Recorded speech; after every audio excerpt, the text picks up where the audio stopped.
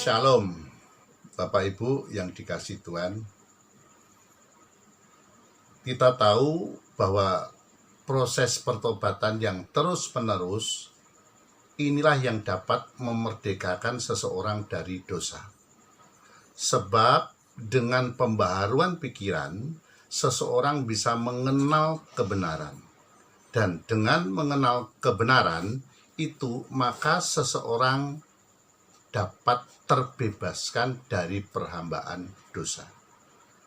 Bapak Ibu bisa baca di dalam Yohanes pasal yang ke-8 ayat yang ke-31 sampai 32. Maksud daripada luput daripada perhambaan dosa artinya bahwa manusia dibawa kepada kehidupan yang tepat sesuai dengan kehendak Tuhan.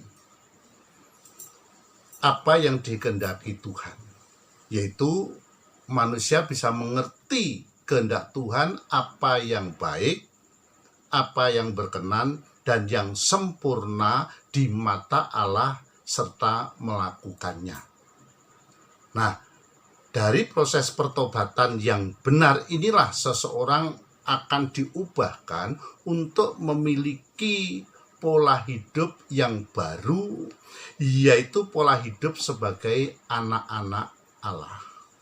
Oleh sebab itu, Bapak Ibu yang dikasihi Tuhan, orang percaya itu tidak boleh berhenti untuk bergumul, belajar terus-menerus akan kebenaran Tuhan, agar bisa mengalami pertobatan demi pertobatan untuk menemukan hidup sebagai umat pilihan.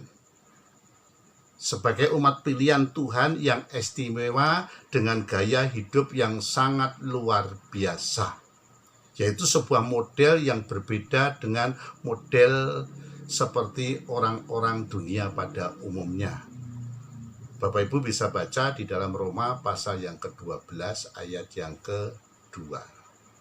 Bapak Ibu yang dikasihi Tuhan, kalau Bapak Ibu baca di dalam 1 Petrus pasal yang pertama ayat yang ke-17 sampai 19, di situ diuraikan bahwa setelah Bapak Ibu menyebut Allah itu sebagai Bapa, maka harus hidup di dalam ketakutan selama menumpang di dunia.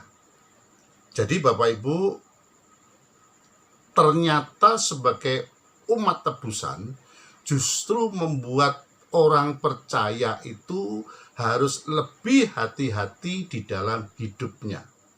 Di situ atau di satu sisi tidak perlu khawatir orang percaya itu mengenai apa yang dimakan, apa yang diminum, atau apa yang dipakai.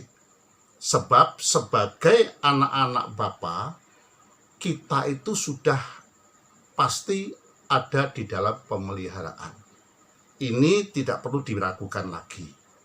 Tetapi yang perlu kita perhatikan di sisi lain, harus hidup dalam kewaspadaan yang tinggi. Sebab kita itu sebagai umat tebusan diperhadapkan kepada panggilan untuk hidup dalam kehendak Bapa, yaitu hidup dalam kekudusan. Nah, kekudusan inilah yang menjadi tujuan daripada pertobatan.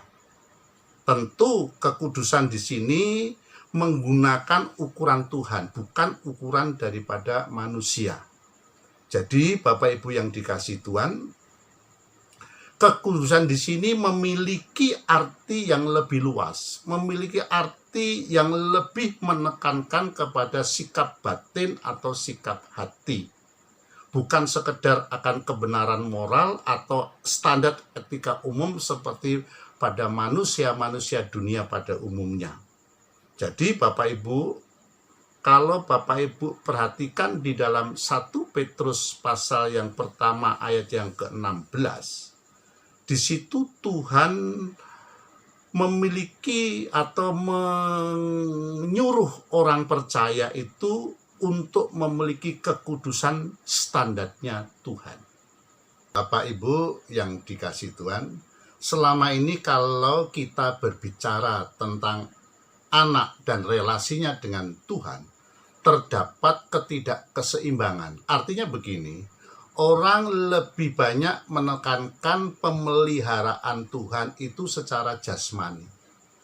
Tetapi di sisi lain, yaitu diabaikan, yaitu panggilan untuk hidup dalam ketakutan kepada Bapa selama menumpang di dunia ini.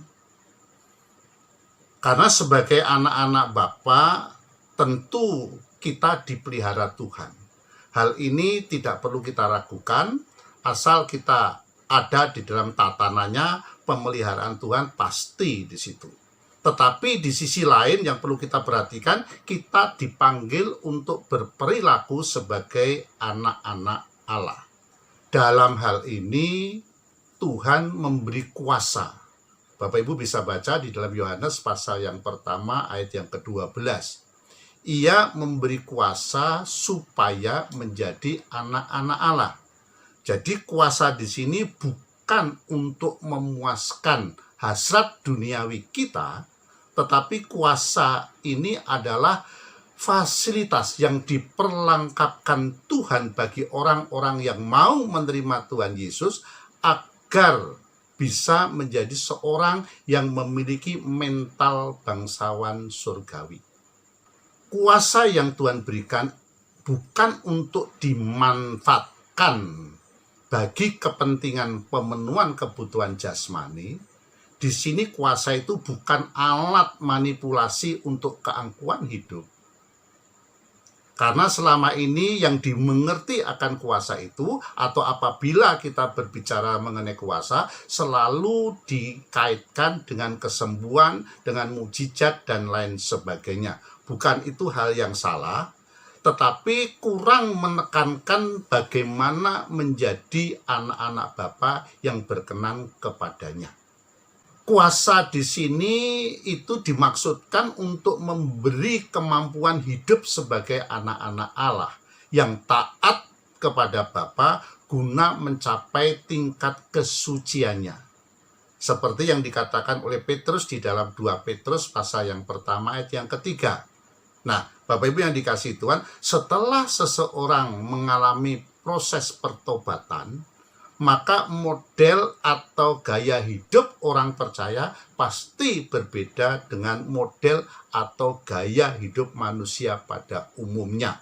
Hal ini diisyaratkan oleh Petrus di dalam suratnya 1 Petrus pasal yang kedua ayat yang ke-9 sampai ke-10 yang berbunyi demikian. Tetapi kamulah bangsa terpilih, imamat yang rajani, bangsa yang kudus, umat kepunyaan Allah sendiri, supaya kamu memberitakan perbuatan-perbuatan yang besar dari Dia yang telah memanggil kamu keluar dari kegelapan kepada terangnya yang ajaib. Kamu yang dahulu bukan umat Allah, tetapi yang sekarang telah menjadi umatnya, yang dahulu tidak dikasihani, tetapi sekarang telah beroleh belas kasihan. Jadi, kalau kita baca tadi, maksud daripada bangsa yang terpilih itu menunjukkan eksklusivitas anak-anak Tuhan yang dipilih langsung oleh Tuhan. Sebagai imamat yang rajani, maksudnya bahwa kita adalah imam atau orang-orang yang melayani raja, sama artinya sebagai hulu balang raja. Sedangkan dalam hal ini, dalam kehidupan umat perjanjian baru, tidak ada lagi pembedaan antara imam dan awam. Bangsa yang kudus maksudnya adalah umat yang dikuduskan dan dipanggil untuk hidup dalam kekudusan Tuhan.